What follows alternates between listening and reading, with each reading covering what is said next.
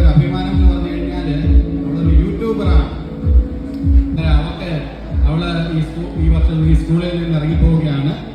ഇപ്പം നമ്മളെ സംബന്ധിച്ചിടത്തോളം അവളൊരു കൊച്ചാണെങ്കിൽ കൂടി അവൾ ചെയ്തത് ജനം അംഗീകരിക്കുകയാണ്.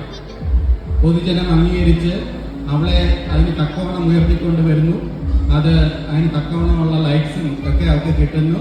അവളെ അനുഗ്രഹിക്കുകയാണ്. അവൾ നന്നായി വരട്ടെ, ജീവിതത്തിൽ വലിയ വലിയ സ്ഥാനങ്ങളിൽ എത്തട്ടെ എന്ന് പ്രാർത്ഥിക്കുകയും ചെയ്യുന്നു. Thank you.